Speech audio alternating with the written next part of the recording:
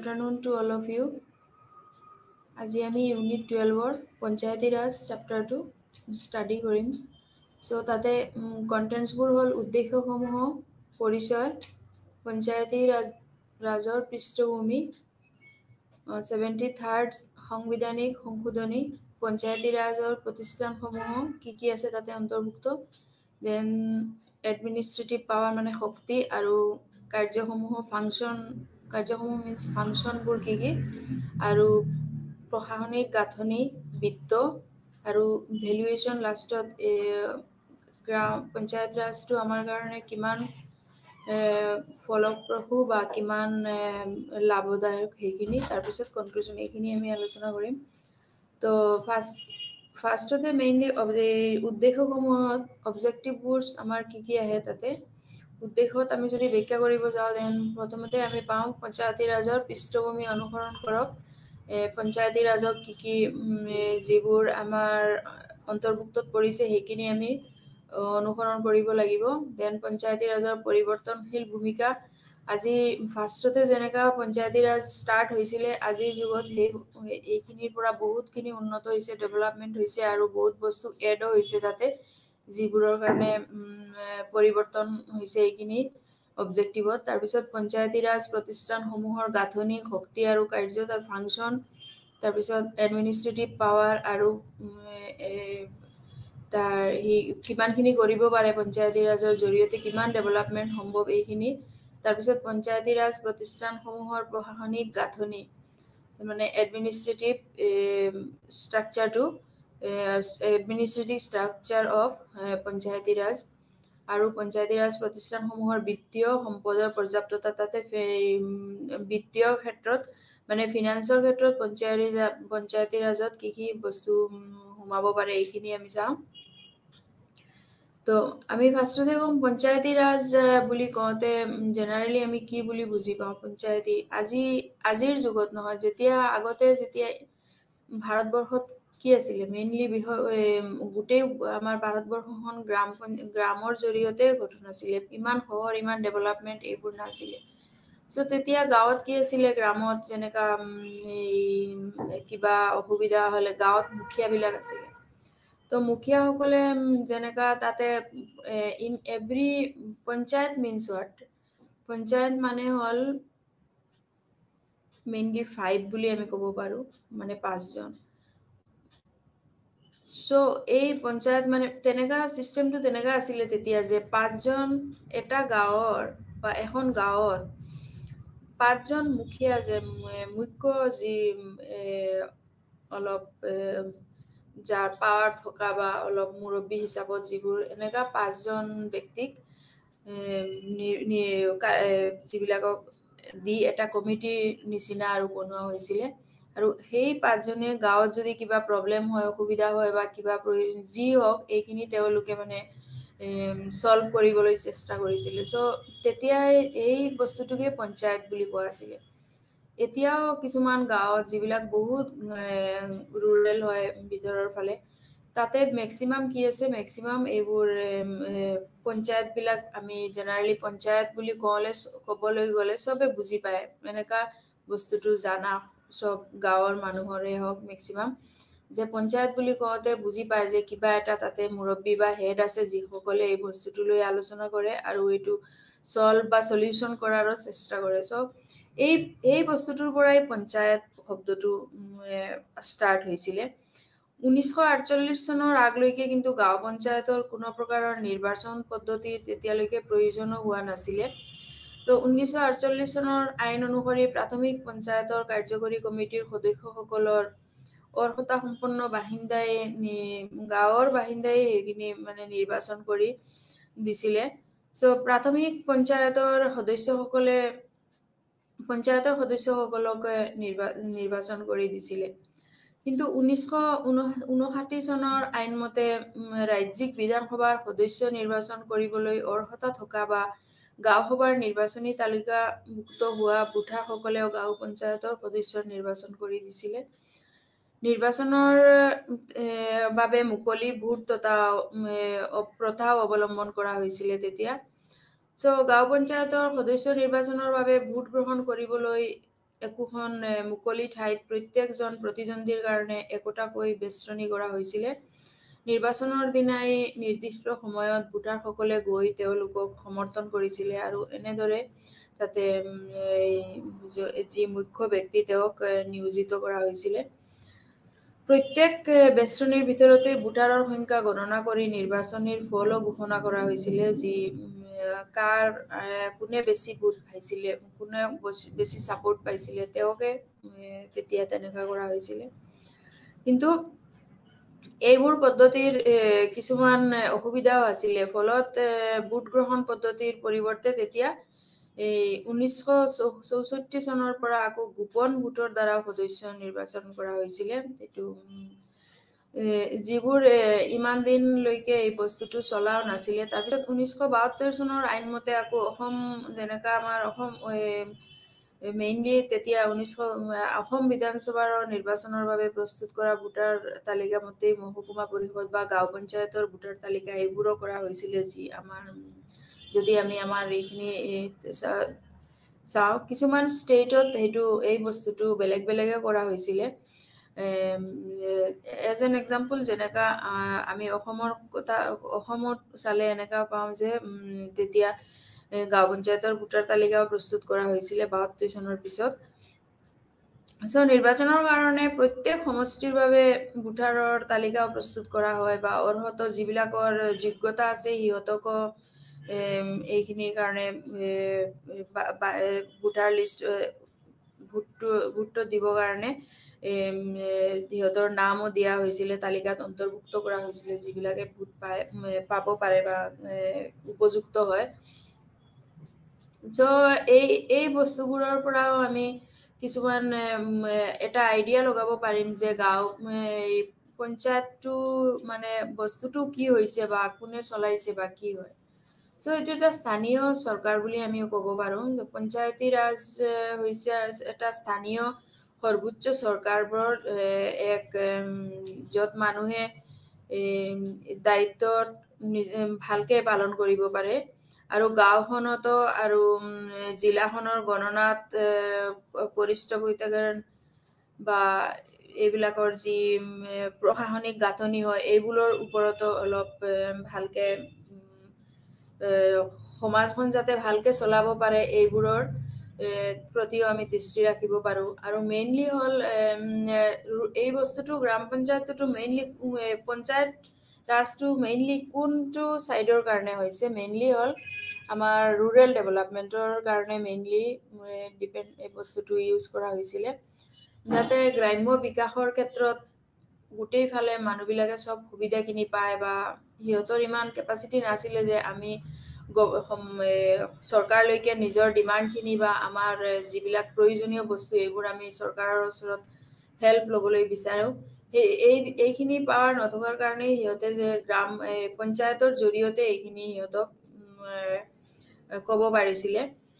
জনাব পাৰিছিলে তেওঁলোকৰ নিডখিনি বা যিবোৰ সুবিধা হয় চৰকাৰৰ পৰা তেওঁলোকৰ দাবী মেইনলি এইবোৰ জনাইছিলে। আমাৰ ৰুৰেল ডেভেলপমেণ্টৰ মেইনলি যি এই বস্তুবোৰ আছে তাতে মেইনলি গ্ৰাম পঞ্চায়ত বা পঞ্চায়ত সমিতি বা জিলা পঞ্চায়ত যিবোৰ জেনেৰেলি টাউন আমি আগতে যি চেপ্টাৰটো পঢ়িছিলোঁ তাতে পৌৰ নিগম বা পৌৰসভা পঢ়িছিলোঁ, তাতে মেইনলি চহৰ অঞ্চলৰ উন্নতিৰখিনি পঢ়িছিলোঁ চেপ্টাৰটোত আছিলে। কিন্তু এই চেপ্টাৰটোত মেইনলি গ্ৰামৰ যি বিকাশ সেইটোৰ এইখিনি আলোচনা কৰা হৈছে পঞ্চায়ত ৰাজত। যি পঞ্চায়তৰ ক্ষেত্ৰত মানে যি চৰকাৰৰ ফালৰ পৰা কি ষ্টেপ বা কি আমি হেল্প পাব পাৰোঁ এইখিনিৰ লগত ৰিলেটেড বা কোনটো এমেণ্ডমেণ্টৰ লগতো গ্ৰাম্য বিকাশটো ৰিলেটেড এইবোৰো আমি এইটো চেপ্টাৰতে আলোচনা কৰিম। যি PRI বুলি মিনছ আমি জেনেৰেলি PRI বুলি কওঁ। PRI মানে মিনিংটো কি? পঞ্চায়তী ৰাজ ইনষ্টিটিউশ্যনছ। এইটো মিনিং হ'ল পঞ্চায়তী ৰাজ ইনষ্টিটিউশ্যন। এইটো আজিলৈকে আমাৰ ভাৰতত 2,76,718 PRI পঞ্চায়তী ৰাজ ইনষ্টিটিউশ্যন আছে, যাৰ ভিতৰত আছে 69,347 গ্ৰাম পঞ্চায়ত আৰু 6,717 খণ্ড পঞ্চায়ত বা পঞ্চায়ত সমিতি আৰু 654খন জিলা পঞ্চায়ত বা জিলা পৰিষদ এইটো 2019 আৰু 20 হিচাপ মতে। তাৰপিছত এই ক্ষেত্ৰতে আমি পঞ্চায়তী ৰাজ ইনষ্টিটিউশ্যনত সদস্য কিমান 30.45 লাখ ইলেক্টেড মেম্বাৰ আছে, য'ত গ্ৰাম্য স্থানীয় শাসনত আগবঢ়াই আছে বা নিজৰ অৱদান ৰাখিছে এই গ্ৰাম্য বিকাশৰ ক্ষেত্ৰত। আমি এই বস্তুটোৰ এইখিনিও আমি পইণ্ট আউট কৰিব পাৰোঁ তাতে যে ইয়াতে আমি চাব পাৰোঁ যে 13.7 লাখ 45% নিৰ্বাচিত মহিলা, যিবিলাক ওমেন্স ইলেক্টেড মেম্বাৰো আছে তাতে, যিবোৰ এই গ্ৰাম্য অঞ্চলৰ কাৰণে বা এই যিসকল সুবিধা অসুবিধা এইবোৰ আলোচনা কৰিবৰ কাৰণে তেওঁলোকেও আছে। এই গণনাখিনি আমি 2019 to 2020 হিচাপতে পৰিছে, যিটো কাউণ্ট হয়। তো এই হিচাপৰ পৰা আমি এটা আইডিয়া লগাব পাৰোঁ যে কিমানখিনি গ্ৰাম পঞ্চায়ত আৰু আমাৰ ভাৰতত কিমান গ্ৰাম আছে যিবোৰৰ কাৰণে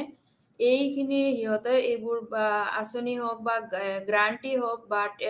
যিবোৰ হেল্প বা আমি এই সুবিধাখিনি সিহঁতৰ পৰা যে গ্ৰাম অঞ্চলে পাই আছে সেই বস্তুখিনি আমি এটা আইডিয়া লগাব পাৰোঁ। চ' আৰু অকলে যে পুৰুষসকলে তাতে অন্তৰ্ভুক্ত সেইটো নহয়, মহিলাসকলো আছে। এই হিচাপ 19-20 হিচাপ মতে আমি তাতে 45% মহিলা প্ৰতিনিধিও ওমেন ইলেক্টেড মেম্বাৰ্ছ আছে তাতে, য'ত পঞ্চায়তী ৰাজ তাতে কাম কৰি আছে। চ' এতিয়া আমি ক'ব পাৰোঁ যে ৰুৰেল ডেভেলপমেণ্টৰ কাৰণে যদি আমি ইমানখিনি সুবিধা পাই আছোঁ, তেনেহ'লে এই বস্তুবোৰ আমাৰ গ্ৰাম অঞ্চলৰ কাৰণে কিমান ইম্পৰ্টেণ্ট হয় সেইখিনি আমি এটা আইডিয়া লগাব পাৰোঁ যে এই বস্তু যদি আমি নাপালোহেঁতেন তেনেহ'লে মানে কিমান আমাৰ বিকাশত গ্ৰাম্য যি বিকাশ হয় এইটোৰ ক্ষেত্ৰত কিমান আজি পিছপৰা হৈ থাকিলে হয়। চ' পঞ্চায়তী ৰাজ এটা বহুত নিজৰ এটা গুৰুত্বপূৰ্ণ important place in our Indian constituents. এতিয়া এই আগতে এই পঞ্চায়তী ৰাজটো নাছিলে, হঠাৎকে পঞ্চায়তী ৰাজ কেতিয়াৰ পৰা আমি এজন আদৰ্শ ব্যক্তি হিচাপত মহাত্মা গান্ধীক যদি তেওঁৰ আদৰ্শখিনি যদি আমি লওঁ বা কিছুমান কিতাপ বা স্বাধীনতা আন্দোলনৰ এইবোৰৰ পৰা আমি তেতিয়ালৈকে তেওঁ মহাত্মা গান্ধীৰ অৱদান যি আছিলে এইখিনি আমি যদি চাবলগীয়া যাওঁ, তেনেহ'লে আমি এইখিনি শিকিব পাৰিম যে আমাৰ ভাৰতত কিমান ভিলেজ আৰু মেক্সিমাম ভিলেজ এৰিয়াই হয় আমাৰ ভাৰতত, আৰু তেওঁ এই ভিলেজ এৰিয়াৰ কাৰণেই তেওঁ কেপিটেল ইউজ কৰি পেলাই যে কিবা বিজনেছ কিবা বা প্ৰতিষ্ঠান এইবোৰ তেওঁ ভাল পোৱা নাছিলে। তেওঁ নিজেই কৈছিলে আমি যেনেকা কৰিব পাৰোঁ সেইটো বস্তুৱেই আমি কৰিম আৰু নিজৰ ইচ্ছামতে আমি কৰিব পাৰিম। তো মেইনলি ভাৰত হ'ল গ্ৰামৰ ওপৰত ডিপেণ্ডেণ্ট। চ' গ্ৰাম প্ৰধান লোকসকলে ইমান শিক্ষিতও নহয় বা ইমান কেপিটেলো নাই। চ' তেওঁলোকে আমি যদি যি কামটো নিজে কৰিব পাৰোঁ সেইটোৰ জৰিয়তে মহাত্মা গান্ধীয়ে বিচাৰিছিলে যে আমি যাতে বেলেগ কাণ্ট্ৰিৰ ওপৰত নিৰ্ভৰ হ'ব নালাগে বা আমি গাঁৱৰ যেনেকা হৈ থাকিব লাগে তেনেকা হৈ পেলাই আমি নিজৰ প্ৰয়োজনখিনি আৰু নিজৰ গাঁৱৰ বিকাশখিনি কৰিব পাৰিলে এইখিনি আমাৰ কাৰণে যথেষ্ট। সেইটো কাৰণে তেওঁ নিজে তেওঁ কি কৰিছিলে, ড্ৰেছ বনাবৰ কাৰণে নিজে তেওঁ থ্ৰেড বনাই নিজে সূতা বনাই এনেকা নিজে ড্ৰেছ বনাব বিচাৰিছিলে। চ' যাতে চব গাঁৱৰ দুখীয়া মানুহবোৰে নিজে এইটো বনাব পাৰে আৰু নিজে বনাই কিনি নিজে ইউজ কৰিব পাৰে।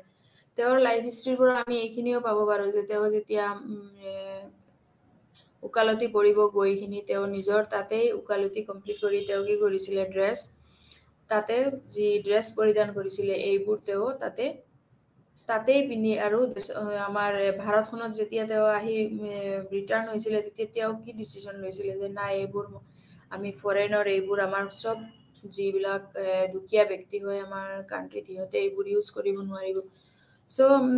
তেওঁৱে আমাক শিকাই থৈ গৈছিলে তেতিয়া যে আমি তেওঁৰ আদৰ্শখিনি ফ'ল' কৰিলে সেই বস্তুটিৰ পৰাই এই মেইনলি তেওঁৰ স্বৰাজ যে এই বস্তুটিৰ পৰাই আমি মেইনলি এই আদৰ্শ এই বস্তুটো পাইছিলোঁ যে আমাৰ ভিলেজ পঞ্চায়তত যাতে ভিলেজ লেভেল বা তাৰ ওপৰতো আমি যিবোৰ আমাৰ প্ৰতিবেশীৰ কাৰণে বা আমাৰ নিজৰ ডেভেলপমেণ্টৰ বিকাশৰ কাৰণে ভাল হয় সেইটো ষ্টেপেই তেওঁ ল'বলৈ গৈছিলে তাৰপিছত ৰাজ্যিক যিবিলাক নীতি আমি যেন ল অফ ডিৰেক্টিভ প্ৰিন্সিপলছ বুলি আমি পাইছোঁ তাতেও আছিলে যে কি আছিলে এইটো বস্তু আছিলে যে আমি সকলোৰ যাতে নিডখিনি কমপ্লিট কৰিব পাৰোঁ বা যিবোৰ আমাৰ প্ৰয়োজনীয় বস্তু হয় নীতি নিয়ম এইবোৰ পৰিচালনা কৰি আমাৰ যাতে সকলোৱে যিবোৰ নিজৰ সুবিধামতো বা দুখীয়া যাতে কোনো দুখীয়া নাথাকে বা সকলোৱে গোটেইবোৰ সুবিধা লৈ তেওঁ যাতে নিজে ডিপেণ্ডেণ্ট হৈ কিনি কামবোৰ কৰিব পাৰে বা দেশৰ উন্নতি কৰিব পাৰে চ' এই নীতিসমূহৰ মাজতো তেওঁ নহয় মহাত্মা গান্ধী নহয় আমি নিজেই আমাৰ যি চৰকাৰে এইবোৰ দিছিলে নীতিসমূহৰ মাজত এইবোৰো আছিলে যে গ্ৰাম্য বিকাশটো বহুত ইম্পৰ্টেণ্ট হয় তাৰপিছত সামূহিক বিকাশ কাৰ্যসূচী বুলি এটা কাৰ্যসূচী আছে তাতে যিবোৰক গোটেইবোৰ যাতে ডেভেলপমেণ্ট হ'ব পাৰে বা সকলোৱে মিলি পেলাইও এটা কাৰ্যসূচী বনাই যি কাৰ্যসূচীৰ জৰিয়তে আমাৰ গাঁৱৰ বা গাঁও পঞ্চায়তৰ জৰিয়তে যিবিলাক অলপ উন্নত হ'ব পাৰে বা বিকাশৰ ক্ষেত্ৰত গৈ কিনি যাতে সকলো যাতে এই সুবিধাবোৰ নিজৰ অভাৱখিনি বা নিজৰ ডিমাণ্ডখিনি চৰকাৰলৈ আবেদন কৰিব পাৰে এইখিনিও তেওঁ এই আমাৰ সামূহিক বিকাশ কাৰ্যসূচীৰ আণ্ডাৰত পৰিছিলে তাৰপিছত পৰামৰ্শদাতা বুলি এটা যেনে এডভাইজাৰী কমিটিৰ মতেও কি আছিলে এই যে নিজৰ সকলো যদি কিবা এডভাইচ দিব লগা হয় যে এইটোতকে আমি আৰু ভাল কিবা চিষ্টেমত গৈ আমি ডেভেলপমেণ্ট বা বিকাশটো কৰিব পাৰোঁ আৰু সকলোৰ যাতে উন্নতি বা বিকাশ হয় এইখিনিতো যাতে হৈ পেলাই লগতে গ্ৰাম অঞ্চলৰো যথেষ্ট উন্নতি হয় এইটো বস্তু তেওঁ আমাৰ চৰকাৰে পৰামৰ্শদাতাৰ এইটোত সোমাই দিছিলে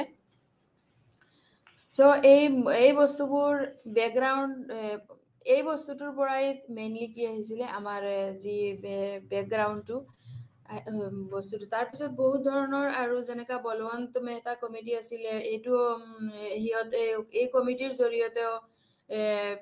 পঞ্চায়তী ৰাজ ইনষ্টিটিউচন এষ্টাব্লিছ কৰা হৈছিলে কিন্তু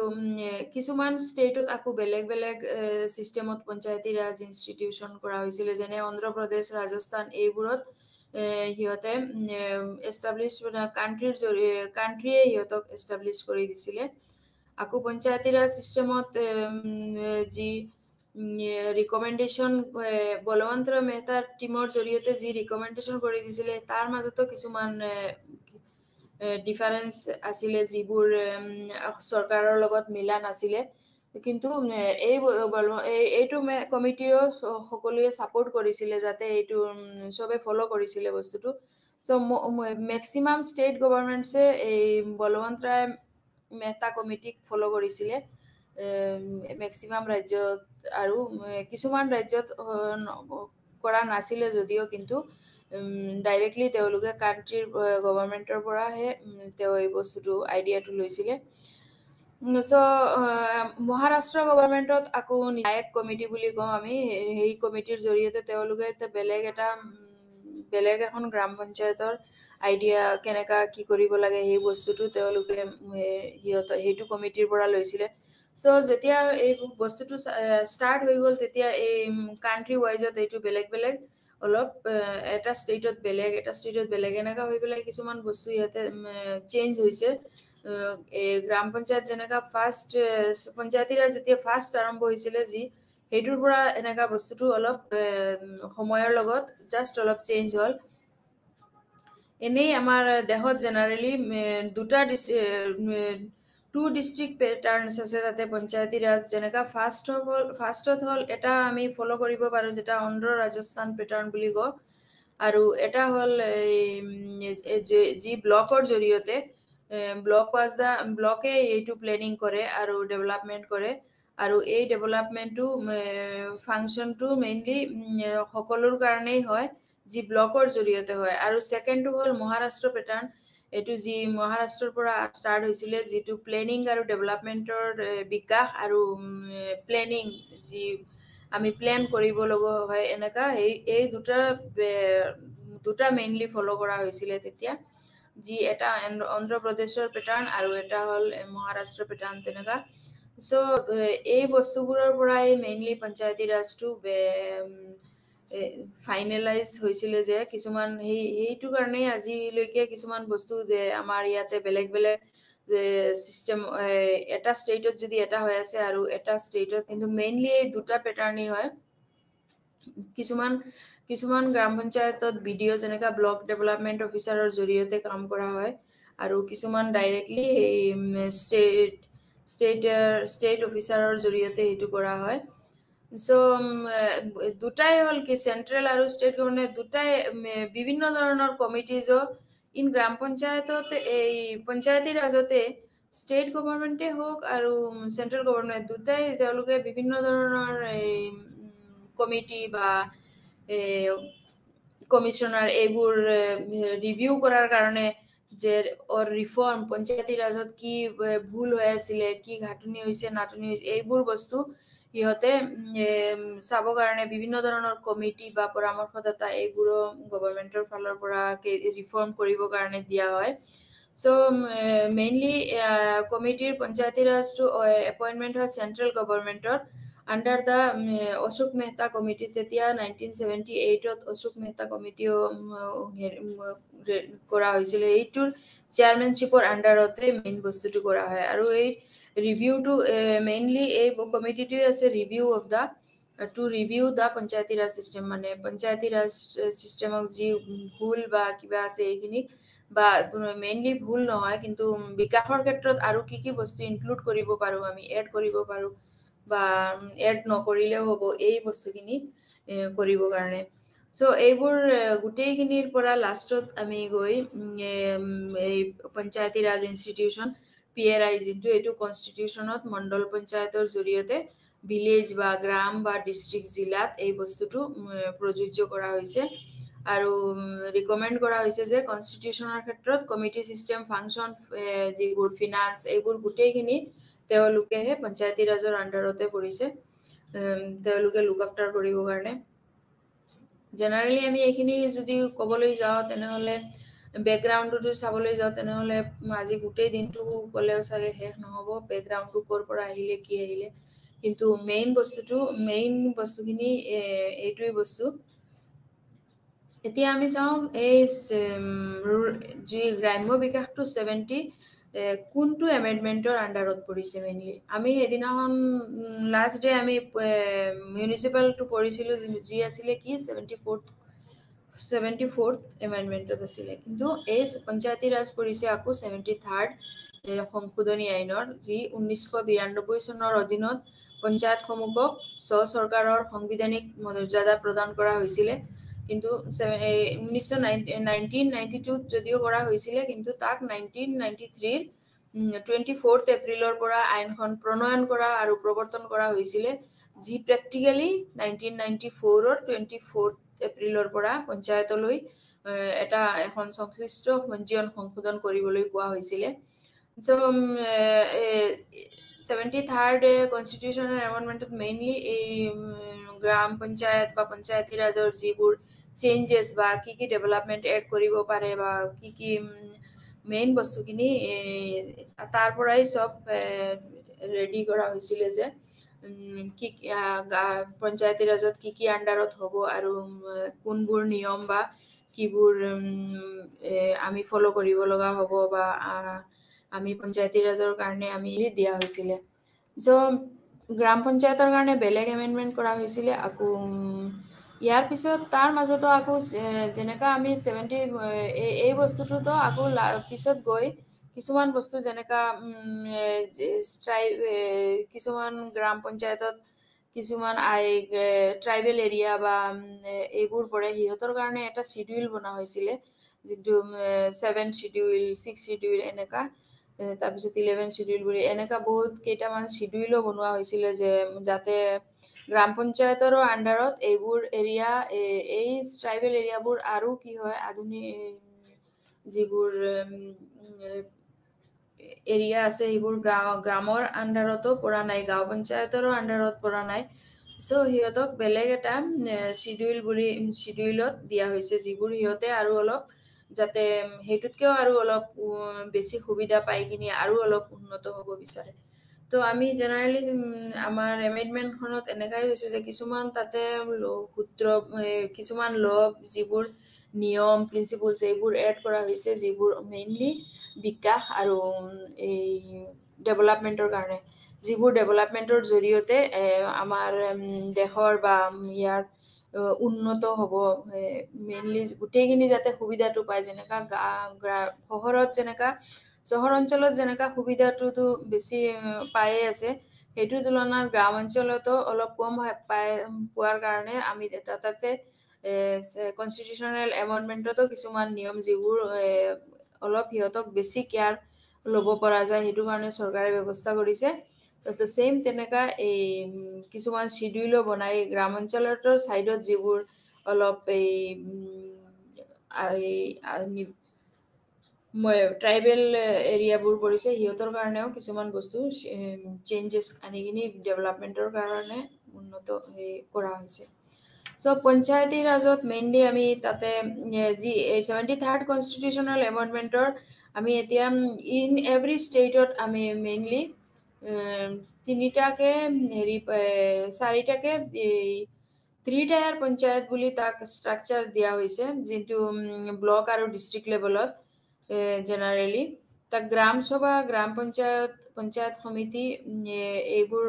তাকে 3টা পঞ্চায়তত ৰাজৰ ষ্ট্ৰাকচাৰ বুলি দিয়া হৈছে, যদিও তাতে কিন্তু ইনষ্টিটিউচন হিচাপত তাতে এটা গ্ৰাম সভা বুলি কোৱা হৈছে, তাৰপিছত গ্ৰাম পঞ্চায়ত আৰু পঞ্চায়ত সমিতি, দেন জিলা পৰিষদ। এতিয়া ডিষ্ট্ৰিক্টটো আকৌ ভিলেজৰ লগত পঞ্চায়ত ৰাজ চিষ্টেমত, যদিও ডিষ্ট্ৰিক্টটো গ্ৰামৰ লগত ডিষ্ট্ৰিক্টৰ আণ্ডাৰত গ্ৰাম পৰিছে, সেইটো কাৰণে গ্ৰাম সভা আৰু ডিষ্ট্ৰিক্টটো জিলা পৰিষদ যিহেতু একেটাৰ অন্তৰ্ভুক্তই কৰা হৈছে। চ' আমি এইখিনি যদি আলোচনা কৰিব যাওঁ, তেনেহ'লে ভিলেজ লেভেলৰ খবৰ এট ফাৰ্ষ্ট আমি এইটো চাম যে গ্ৰাম সভা GS বুলি আমি কওঁ জেনেৰেলি, এইটো চবতকে এটা ভিলেজ এছেম্বলি হয় আৰু মেইন হয় পঞ্চায়তী ৰাজ ইনষ্টিটিউচনৰ। তো তাৰ এটা লিগেল ষ্টেটাছ আছে, যি ল'ৰ আণ্ডাৰতে পৰে, আৰু এইখিনি ৰেজিষ্টাৰ্ড ভোটাৰৰ জৰিয়তে তেওঁ এইটো বস্তু GSক ৰেজিষ্টাৰ্ড কৰি পেলাই তেওঁক GS চিলেক্ট কৰা হয়। আৰু যিমান ভিলেজৰ প্ৰব্লেম আছে এইবোৰৰ এই গ্ৰাম পঞ্চায়তৰ এৰিয়াত যিবোৰ পৰে, গোটেইখিনি তেওঁহে চাবৰ কাৰণে দিয়া হয়। আৰু এইবোৰ যি ফাংচন তেওঁৰ আমাৰ ষ্টেটৰ যি লেজিছলেচাৰ হয়, কানুনী সভা, সেইটোৰ জৰিয়তে এইখিনি প্ৰভাইড কৰা হয়। চ' এইটো বস্তু যদিও গ্ৰাম পঞ্চায়তে ৰুৰেল এৰিয়া, তথাপিও এইটো ষ্টেটৰ আণ্ডাৰতে এইখিনি মেনেজ কৰা হৈছে mainly. So' most of the maximum ষ্টেটত গ্ৰাম সভাৰ কনষ্টিটিউট কৰা হৈছে এটা পপুলাৰ পাৰ্টিচিপেণ্ট, যিবিলাক এটা লেভেলৰ জৰিয়তে তেওঁলোকক চিলেকশ্যন কৰা হয়, তাৰপিছত ইলেকশ্যনৰ জৰিয়তে তেওঁলোককে চিলেক্ট কৰা হয়। চ' এইখিনি তেওঁলোকে মেইনলি কি কৰে, টেক্সেশ্যন, যিবোৰ টেক্স, তাৰপিছত ডেভেলপমেণ্ট, গ্ৰামৰ ডেভেলপমেণ্ট, এইবোৰহে মেইনলি তেওঁলোকে চায়। যেনেকা কিছুমান বস্তু যেনে টেক্স, তাৰপিছত গ্ৰাণ্ট, তাৰপিছত পাব্লিক কনষ্ট্ৰিবিউশ্যন, এইবোৰ, তাৰপিছত ইনকামটো ক'ৰ পৰা আহিব, ইনকাম ক'ৰ পৰা হ'লে তেওঁলোকে অলপ ল'ব পাৰে, এইবিলাক তেওঁলোকেহে এইবোৰ মেনেজ কৰে মেইনলি। তাৰপিছত চাওঁ আমি গ্ৰাম পঞ্চায়তটো পুৰা কান্ট্ৰিখনি আমাৰ কি ভিলেজ পঞ্চায়ত মেক্সিমাম ভিলেজে হয় সো বেসিক ইউনিট আমি পঞ্চায়তী ৰাজৰ বেসিক ইউনিটটোই আমি কি বুলি কম মানে গ্রাম পঞ্চায়ত ভিলেজ পঞ্চায়ত বুলি তাক কওঁ সো ভিলেজ পঞ্চায়ত মেক্সিমাম কান্ট্রিত আজিৰ পৰা হোৱা এইটো পঞ্চায়ত হোৱা নাই আমি আগৰ পৰাই এইখিনি এই বস্তুটো গম পাওঁ যে মেইনলি মেক্সিমাম কি হ'ল তাতে যেতিয়া আজিৰ যুগত নহয় আজি কিমান মডাৰ্ণ হ'ল তথাপিও আমি পঞ্চায়ত বুলি ক'লে কিবা এটা বুজি পাওঁ কিন্তু যেতিয়া আমাৰ ইণ্ডিয়াখন হওক আমাৰ কান্ট্ৰি ইমান হেৰি নাছিলে ডেভেলপমেণ্ট ইমান নাছিলে বা ইমান এডভান্স টেকনলজিত ইনক্লুড নাছিলে তেতিয়াও কি আছিলে আমি পঞ্চায়তৰ জৰিয়তে যেনে গাঁৱত কেইজনমান ব্যক্তি আছিলে যিসকল মুৰব্বী বুলি আমি কওঁ তেওঁলোকৰ জৰিয়তে 5জনমান তেওঁলোকৰ জৰিয়তে এই এতিয়া যি অফিচিয়েলি হৈ আছে সেইটো তেতিয়া আনঅফিচিয়েলি হৈ আছিলে সো এইখিনিৰ পৰা আমি জানিব পাৰো গ্ৰাম পঞ্চায়তটো কিমান ইম্পৰ্টেণ্ট হয় তাৰপিছত পঞ্চায়ত সমিতি আকৌ PS বুলি কয় এইটো হ'ল এটা next important body of structure of Panchayati Raj ষ্ট্ৰাকচাৰৰ সো পঞ্চায়ত সমিতিটো PS বুলি কওঁ আমি তাতে এইটো এটা ইম্পৰ্টেণ্ট ৰোল হয় এইটো সেম হয় ভোটাৰৰ জৰিয়তে তেওঁলোকক ইলেক্ট বা ৰিপ্ৰেজেন্টেটিভ হিচাপৰ এখন সমিতি কৰি পেলাই এটা সমিতি বনোৱা হয় আৰু এই ষ্টেটে তেওঁলোকৰ মাজৰ পৰা এজন চেয়াৰমেন সিলেক্ট কৰে আৰু তাৰপিছত এই চেয়াৰমেনৰ জৰিয়তে এই চেয়াৰমেনে মেক্সিমাম MLA হওক বা MP এইবোৰৰ জৰিয়তে তেওঁলোকৰ এটা কানেক্ট হয় আৰু এইটো ষ্ট্ৰাকচাৰৰ জৰিয়তে যি পঞ্চায়ত সমিতিৰ যিমান আমাৰ বস্তু বা প্ৰয়োজনীয় যিবোৰ বস্তু বা ডেভেলপমেন্টৰ কাৰণে বা গাঁৱৰ লগত যিবোৰ ৰিলেটেড বস্তু এই বস্তুবোৰ মেইনলি তাতে পঞ্চায়ত সমিতিৰ জৰিয়তে এইবোৰ সব সিলেক্ট কৰা হয় প্ৰবলেমবোৰ ষ্টেটলৈ পঠোৱা হয় আৰু যি প্ৰবলেমবোৰ সলিউশন হয় তাৰপিছত আমি চাওঁ নেক্সটটো হ'ল জিলা পৰিষদ আমি ZP বুলি কওঁ এইটো হ'ল এইটো থাৰ্ড টায়াৰ হ'ল যি এষ্টাব্লিছ হয় ডিষ্ট্ৰিক্ট লেভেলৰ যিমান ষ্টেট আছে ষ্টেটৰ ডিষ্ট্ৰিক্ট লেভেলত তেওঁক দিয়া হয় তো ষ্ট্ৰাকচাৰ পেটাৰ্ণ অফ এইটো জিলা এইটো হ'ল কি পঞ্চায়ত সমিতিৰ জৰিয়তে এইটো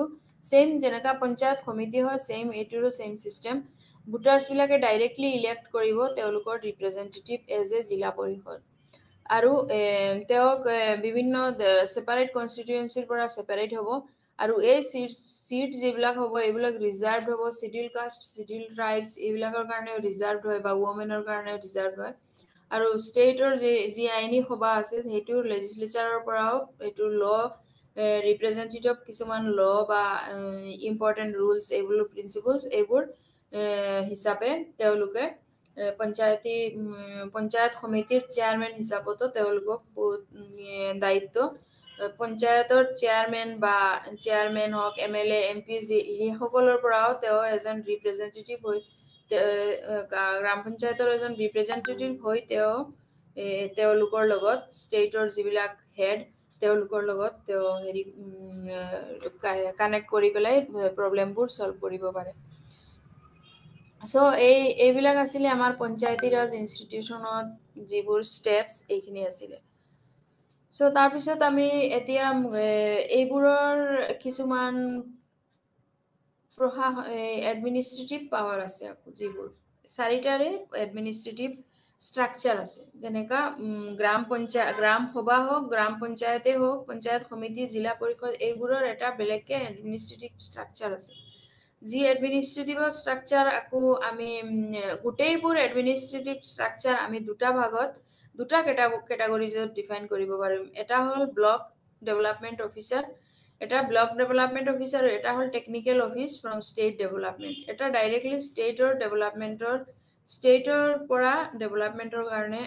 এটা ৰিলেটেড হ'ব আৰু এটা হ'ব ব্লক ডেভেলপমেন্ট যি ব্লকৰ জৰিয়তে ব্লক ডেভেলপমেন্টৰ জৰিয়তে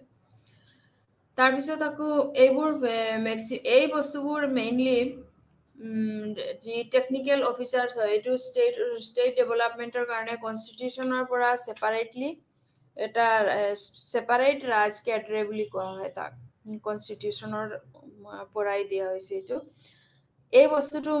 এই যে টেকনিক্যাল অফিচাৰ যোনটো হয় সেকেন্ড টাইপ এডমিনিষ্ট্ৰেটিভ ফাৰ্ষ্টৰটো হ'ল আমি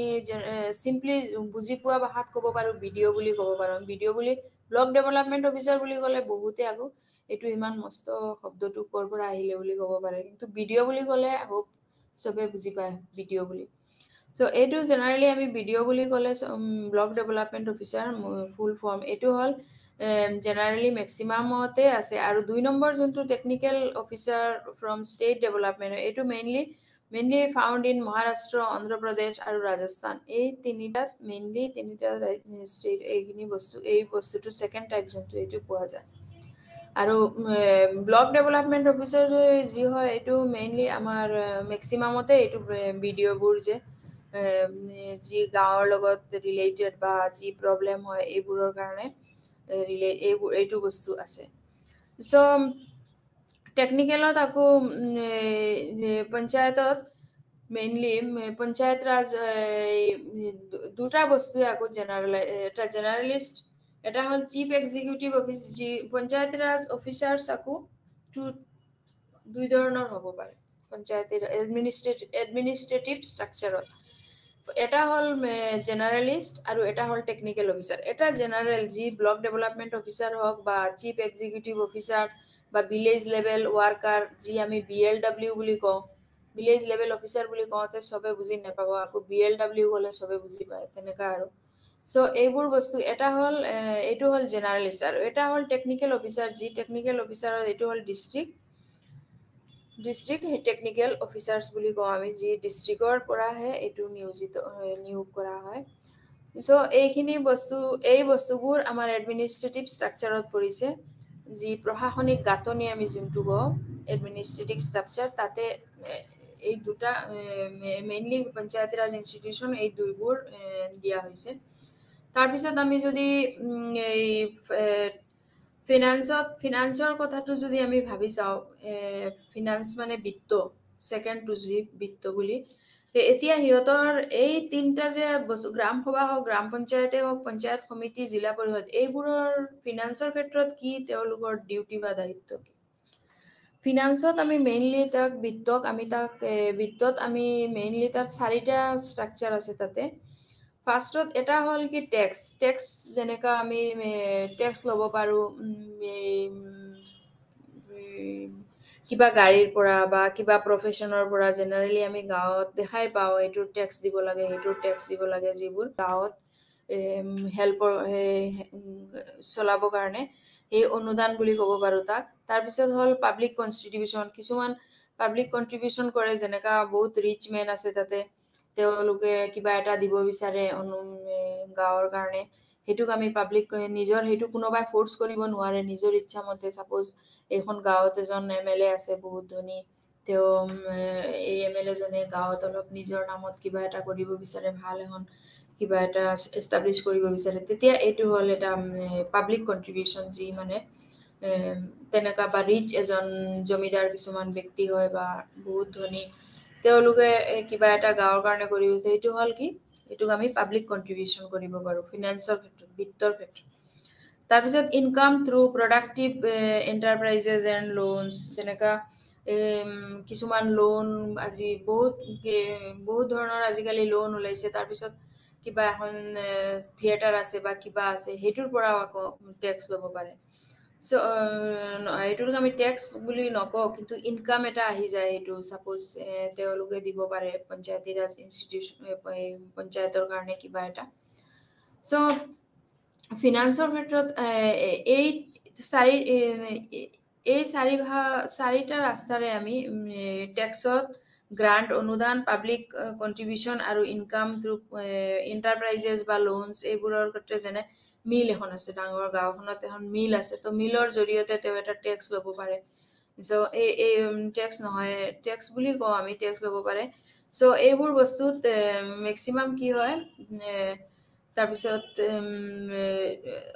গভৰ্ণমেণ্টবিলাকে গ্ৰাণ্ট দিয়ে যি গভৰ্ণমেণ্টে গ্ৰাণ্টটো দিয়ে যে এইটো এটা মেক্সিমাম ছাৰ্ভাইভ কৰিবৰ কাৰণে দিয়ে কিবা এটা লছ হ'ল কিবা এটা ফ্লাড এফেক্টেড হ'ল কৰোণাৰ কিবা এটা গ'ল তেতিয়া গভৰ্ণমেণ্টে কি কৰিলে অনুদান দিলে ছেইম তেনেকুৱা গ্ৰাণ্টৰ কিছু এইবোৰ বস্তুত আছে তো এইবোৰ বস্তুত ফিনান্সত এইখিনি পায় টেক্সৰ মাজত যেনেকা আমি গাড়ীৰ কিবা এখন লোকেলত যি প্ৰফেশ্যন কিবা এটা জব কৰি আছে ডাঙৰকে সেইটোৰ পৰাও বিজনেছমেন হয় কিবা সেইটো এটা প্ৰফেশ্যনেলিও তেওঁলোকে টেক্স ল'ব পাৰে বা আজিকালি চাকৰিৰ পৰাও চবে টেক্স লৈ আছে ইনকাম টেক্সত আজিকালি জব হ'লেও টেক্স দিব পাৰে এইটো বস্তু চবে জানে কাকো কোনে ক'ব নালাগে চবৰ ঘৰতে এইটো আছে এই বস্তুবোৰ আছে এইখিনি বস্তু হ'ল ফিনান্সত আকৌ যদি আমি পঞ্চায়ত সমিতিত যাওঁ তেনেহ'লে পঞ্চায়ত সমিতিত গ'লেও তাতে মেনি ষ্টেটছত কি আছে not in all state maximum গোটেইবোৰ ষ্টেটত নহয় কিছুমান ষ্টেটত আছো কি আছে যেনেকা ইৰিগেশ্যন তাৰপিছত হাউচ টেক্স লয় এডুকেশ্যনৰ টেক্স লয় কিছুমান প্ৰাইভেট ইনষ্টিটিউশ্যন আছে এইবোৰৰ পৰা যেনেকা টেক্স লয় তাৰপিছত মেক্সিমাম ষ্টেটতে এনেকা নট ইন অল ষ্টেটছ ইৰিগেশ্যনৰ পৰাও টেক্স ল'ব যেনেকা পানীৰ চিষ্টেম কৰা হ'ল এগ্ৰিকালচাৰ লেণ্ডত যাবলৈ পানীৰ চিষ্টেম কৰা হৈছে যাতে সেইখিনিত পানী নাযায় ড্ৰেইনৱেজ নদীৰ পৰা বা কিবা য'ত পানী আছে তাৰ পৰা চ' এইবোৰ বস্তুটো কিছুমান ষ্টেটত টেক্স লয় এইবোৰ হ'ল গ্ৰাম পঞ্চায়ত সমিতিৰ এইবোৰ ফিনেন্স পঞ্চায়ত সমিতিত পৰে এইটো আণ্ডাৰত এইবোৰ ইমান হোৱাৰ পিছতো কিছুমান এটা পঞ্চায়তী ৰাজ ইনষ্টিটিউশ্যনত এইবোৰতো সুবিধা হোৱাৰ পিছতো এটা প্ৰব্লেম ওলাইছে তাতে প্ৰব্লেমটো হ'ল কি মেইনলি যেতিয়া এই গ্ৰাণ্টবিলাক ডেলিভাৰ কৰিব লাগে আকৌ ষ্টেট গভৰ্ণমেণ্টৰ জৰিয়তে যে পঞ্চায়তী ৰাজ ইনষ্টিটিউশ্যনৰ কোনো ছেপাৰেট ফাণ্ড সিহঁতে নিজে যে এইটো কৰিব সেইটো নহয় এইটোৰ কাৰণেও তেওঁলোকে ষ্টেটৰ পৰা এই গ্ৰাণ্টবিলাক ল'ব লাগে চ' এইটো এটা সিহঁতৰ কাৰণে প্ৰব্লেম হয় কি গোটেই বস্তুবোৰ দেখুৱাব লাগে তাৰপিছত দেখুৱাই কিনি এইটো প্ৰচেছ কৰোঁতে অলপ টাইম লাগে চ' এই প্লেনবোৰৰো আকৌ এটা নিৰ্দিষ্ট সময়সীমা আছে যেনেকা 5 ইয়াৰ্ছৰ ইচ 5 ইয়াৰ্ছে তেওঁলোকে এইটো এইখিনি বস্তু কৰিব পাৰে ইচ 5 ইয়াৰ্ছত তেওঁলোকে প্লেন কৰিব পাৰিব 5 বছৰলৈকে এইটো এটা তেওঁলোকৰ চিৰিয়াছ প্ৰব্লেম PRI মানে পঞ্চায়তী ৰাজ ইনষ্টিটিউশ্যনৰ তাৰপিছত তাতে আকৌ ষ্টেট ফিনান্স কমিশ্যন বুলি এটা কমিটি বুলি ক'ব পাৰোঁ যি তাৰ এটা ইম্পৰ্টেণ্ট ৰুল আছে তাতে যি তেওঁলোকেহে এইটো 5 ইয়াৰ্ছৰ প্লেন যোনটো কৰিব লাগে এইটো 5 ইয়াৰ্ছৰ পিছত প্লেন কৰে যেনেকা আমি এজ এন এক্সাম্পল লাষ্ট যি SFC মানে ষ্টেট ফিনান্স কমিশ্যন হৈছিলে এইটো 14th ষ্টেট ফিনান্স কমিশ্যন হৈছিলে যি 2015 পৰা 2020 আছিলে তাতে যেনেকা মেক্সিমাম কি হৈছিলে তাতে পঞ্চায়তৰ কাৰণে কিমান অলমোষ্ট 292 crore চেংচন কৰা হৈছিলে অনলি গ্ৰাম পঞ্চায়তৰ কাৰণে পঞ্চায়ত ৰাজৰ কাৰণে চ' এই বস্তুটো যেনেকা SFC যেনে ষ্টেট ফাংচন কমিশ্যনে এইটো ৰেডি কৰি গ্ৰাণ্টটো বনাই ৰেডি কৰি দিছিলে পুৰা চ' ছেইম এজ এন এক্সাম্পল মই এই বস্তুটো ক'লোঁ ছেইম তেনেকা ইচ 5 ইয়াৰ্ছৰ তেওঁলোকে এটা প্লেন কৰিব আৰু প্লেন কৰি কিমান ক'ত কি লাগিব কি নালাগে এইখিনি গোটেই তেওঁলোকে চৰকাৰৰ ফালৰ পৰা তেওঁলোকৰহে এইটো কাম ডিউটি হয় তেওঁলোকৰ বিত্তত চ' ফিনান্সত আমি এইখিনি পালোঁ এতিয়া প্ৰশাসনিক গাঁথনি হওক বুজিব পাৰিছে যে এডমিনিষ্ট্ৰেটিভ ষ্ট্ৰাকচাৰত কি আছে তাৰপিছত ফিনান্সতো আমি কি বস্তু ইনক্লুড হৈ আছে তাৰপিছত যেনেকা গাঁৱৰ ডেভেলপমেণ্টৰ কাৰণে বা উন্নতৰ কাৰণে যিবিলাক ষ্টেপবিলাক দিয়া হৈছে এইবোৰৰ হোপ কিমান ইম্পৰ্টেণ্ট হয় বা আমাৰ চৰকাৰৰ ফালৰ পৰাও যিবিলাক গ্ৰাণ্ট বা অনুদান আমি পাইখিনি চলাব পাৰোঁ এইখিনিৰো এটা আইডিয়া হৈছে এতিয়া কথাটো হ'ল কি যে পঞ্চায়ত ৰাজ ইনষ্টিটিউশ্যনটো এই বস্তুটো আমাৰ কাৰণে কিমান কিছুমান ক্ষেত্ৰত এইটো বস্তু লৈ বহুত যেনেকা কাজিয়াৰ নিচিনা নহয় তৰ্ক বুলি আৰ্গুমেণ্ট বুলি ক'ব পাৰোঁ আমি ইমানখিনি হোৱাৰ পিছতো ইমান সুবিধা অসুবিধাৰ পিছতো কিছুমান এটা মূল্যাংকন বুলি আমি ক'ব পাৰো, ভেলু এন এন এপ্ৰেইজেল, মানে তাৰ এপ্ৰেইজেলটো কি, তাতে কি সুবিধা বা কি অসুবিধা, কিছুমান পাৰ্চনৰ কাৰণে এইটো নট অনলি পাৰ্চন, কিছুমান বস্তুৰ কাৰণে এইটো বেয়া, কিছুমান বস্তুৰ কাৰণে এইটো ভাল, এনেকা হৈ পেলাই এই বস্তুটোৰ এটা দুটা চাইড আহি গৈছে। এইটো কাৰণে আমি তাক মূল্যাংকন কৰিবই লাগিব। আমি যদি ভাবিবলগীয়া যাওঁ, এতিয়া এই পঞ্চায়তী ৰাজ ইনষ্টিটিউচনৰ অলৰেডি 6 ডিকেডছ পাৰ হৈ গ'ল, কিন্তু তথাপিও তাতে যে কিছুমান বস্তু যিবিলাক ছ'চিয়েল ৰিভলিউচনত বা so many problems, যিবিলাক প্ৰব্লেমৰ কাৰণে এৰাইজ হৈছে, কিছুমান প্ৰব্লেম সলিউশন হোৱা নাই, কিছুমান সলভ হোৱা নাই, কিছুমান কৰিব পৰা নাই, এইবিলাক তাতে এটা ক্ৰাইটিক্স, মানে তৰ্ক বিতৰ্ক এটা, এইটো লৈ এটা তৰ্ক বিতৰ্ক হৈছে, যিবোৰ লৈ সকলোৱে কিছুমান ক্ষেত্ৰত এইটো কৰা নাই, কিছুমান ক্ষেত্ৰত এইটো ভাল হৈছে, তেনেকা মানে দুটা ভিউ পইণ্ট হৈ গৈছে। এটা হ'ল প্ৰটগনিষ্টৰ কাৰণে, যি পঞ্চায়তী ৰাজ সিহঁতে আৰ্গু কৰিছে ডেট এইটো এটা ছাকচেছফুল আৰু তাৰ অবজেক্টিভবোৰো ভাল, আৰু এইটোৰ কাৰণে আমাৰ পঞ্চায়ত ৰাজ পঞ্চায়ত PRIৰ কাৰণে আমাৰ গ্ৰামবোৰ যিবোৰ যথেষ্ট উন্নতি সাধন হৈছে, আৰু তাতে ডেভেলপমেণ্টৰো বহুত কিবা হৈছে, যিবোৰ চবে যাতে সুবিধা পায়, এইটো বস্তু হৈছে। কিন্তু বেলেগ যিবোৰে তৰ্ক কৰিছে সিহঁতৰ কাৰণে এইটো হ'ল এটা তাৰ অবজেক্টিভছ যিবোৰ আছিলে এইবোৰ গোটেইবোৰ সিহঁতে ফেইল বুলি কয় এইটো, যে অবজেক্টিভবোৰ ফেইলাৰ, মানে আৰু এইটো বস্তুত কাম হোৱা নাই, পঞ্চায়তী ৰাজ যিমান হ'ব লাগিছে সেইটোৰ একোৱেই হোৱা নাই। কিন্তু আমি যদি চাবলগীয়া যাওঁ তেনেহ'লে চাওঁ যে পঞ্চায়তী ৰাজত এটা আপছ এণ্ড ডাউনছ দুটাই আছে। এইটোৰ জৰিয়তে যিমান ফ্ৰেজ বা ষ্টেগনেশ্যন হওক, এইবোৰ যিবিলাক ষ্টেপ আমি পাব লগা আছিলে এইবোৰো পাইছোঁ, আকৌ কিছুমান যিবোৰ বস্তু ৰুৰেল এৰিয়াজত নতুন টাইপ বুলি এড কৰা হৈছিলে, এইবোৰ বস্তু ছাপ'জ কিছুমান এটা গেপ আহি গৈছে, কিন্তু বস্তুটো ক্লিয়াৰলি সেইখিনিতে পোৱা নাই। চ' কুৱেশ্যন যদি আমি এৰাইজ কৰিব যাওঁ তেনেহ'লে এইটো ওলাব পাৰে যে তাতে ছাফিচিয়েণ্ট ট্ৰেন্সফাৰ হৈছে নে নাই পাৱাৰবোৰ, লোকেল বডিজত যিমান পাৱাৰ পাব লাগে সিমানখিনি হৈছে নে নাই, যিমানে আমি লোকেল বডিজে এইটো লোকেল স্থানীয় চৰকাৰ বুলি আমি ক'ব পাৰোঁ, তো স্থানীয় চৰকাৰে যিমানখিনি সুবিধা পালেও কি আমি নিজে এইবিলাক যে চৰকাৰৰ ফালৰ পৰা যি আমি গ্ৰাণ্ট পাব লাগে এই গোটেইখিনি আহি লোকেলত আহি নাপায় বস্তুবোৰ। চ' এইটোৰ মাজত এটা মানে গেপ হৈ গৈছে এই বস্তুটো, যে পঞ্চায়তী ৰাজক ন' ডাউট এইটো এটা স্পেচিফিক পাৱাৰ আছে আৰু ফাংচন আছে, কিন্তু তাৰ পিছতো তেওঁলোকে কি কৰিছে, যিমান আমি এক্সপেক্ট কৰিব আছিলোঁ পঞ্চায়তী ৰাজৰ পৰা, ইমানখিনি এক্সপেক্টেশ্যন যিমান আছিলে ইমানখিনি লোকেল নিডছ বা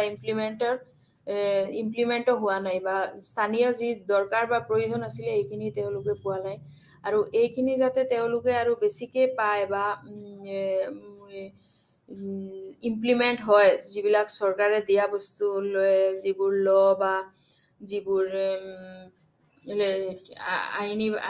আইনীগতভাৱে যিবোৰ দিয়া হৈছে এইবোৰ বস্তু যাতে ফুল্লি ইমপ্লিমেণ্ট হয়, এইবোৰ যাতে আৰু এক্সপেক্ট কৰা হয় মানে। আৰু আনফৰ্চুনেটলি যদি লোকেল বডিজটো কোনো প্লেন নোহোৱাকৈ বা নিজৰ লোকেল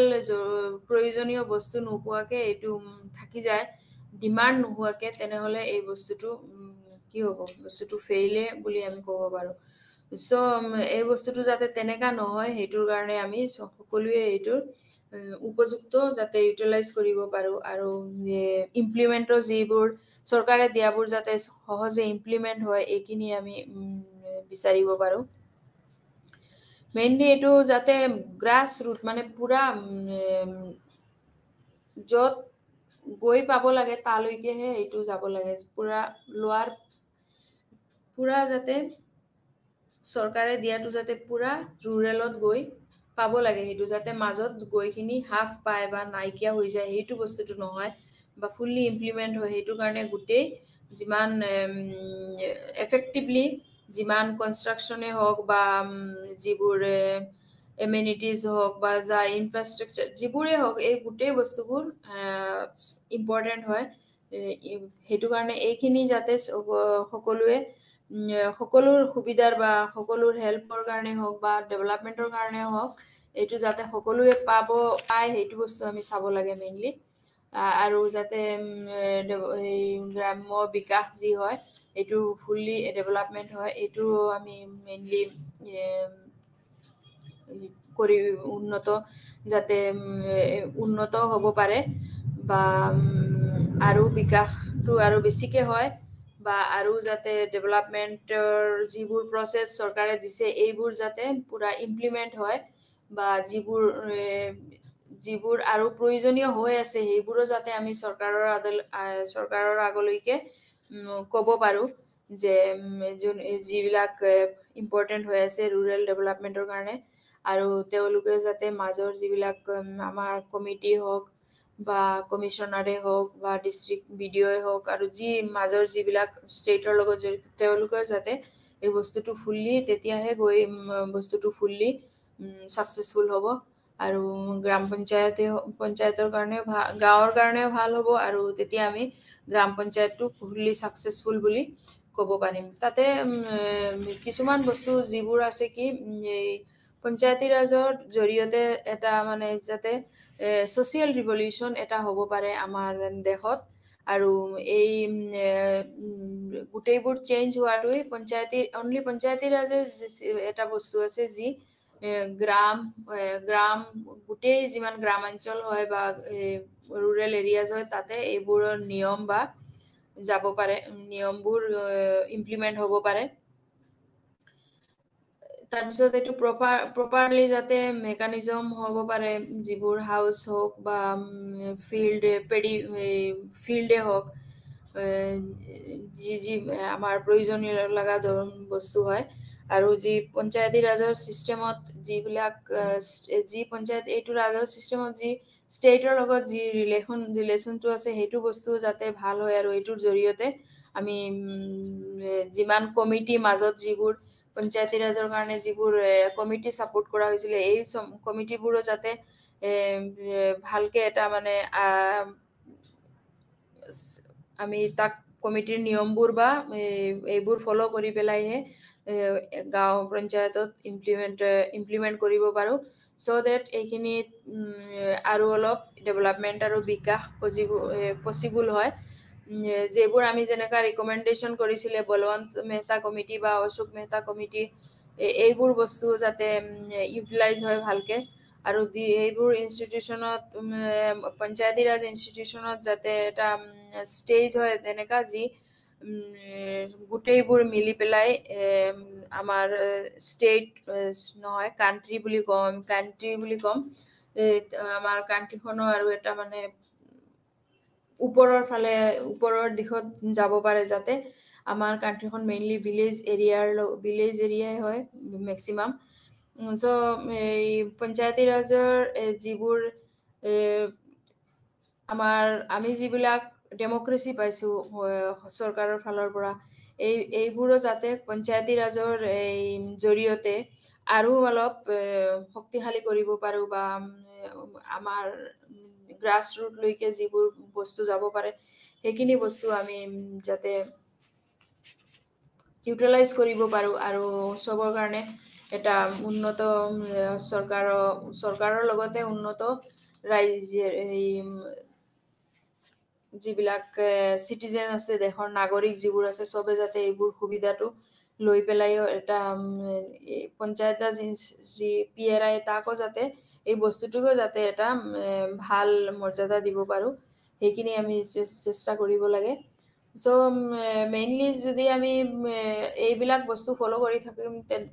থাকিব পাৰোঁ, তেতিয়াহে আমাৰ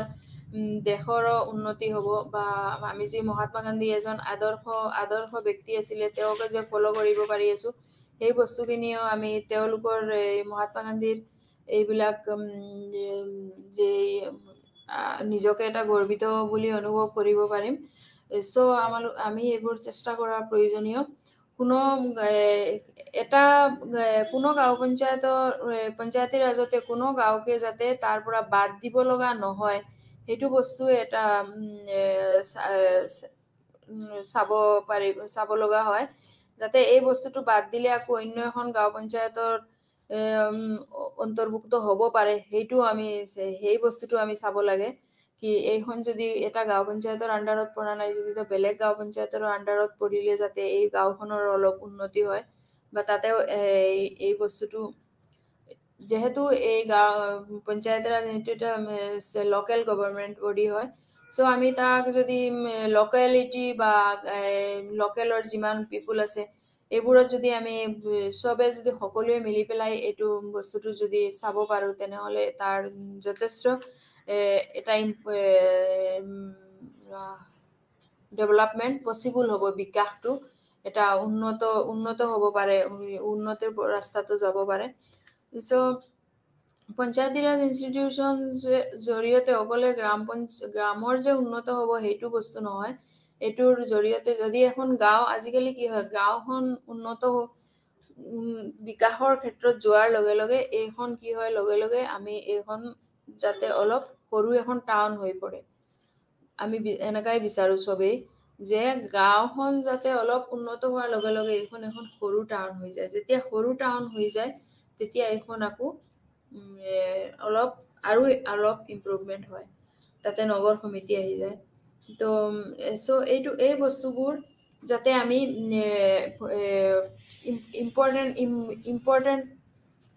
ইম্পৰ্টেণ্ট দিওঁ এইটো বস্তুত, যে গ্ৰামৰ যদিও ইমানখিনি অসুবিধা হৈ আছে গ্ৰামত, তথাপিও সিহঁতৰ যাতে ডিমাণ্ড কৰিব পাৰে যে যিহেতু আমাৰ লোকেল বডিখিনি আছে, আমি লোকেল বডিৰ জৰিয়তে ষ্টেটলৈ বা ডিষ্ট্ৰিক্টলৈ আৰু ডিষ্ট্ৰিক্টৰ পৰা ষ্টেটলৈ আমি আমাৰ ডিমাণ্ডখিনি দিব পাৰোঁ। আৰু যিহেতু এই সুবিধাখিনি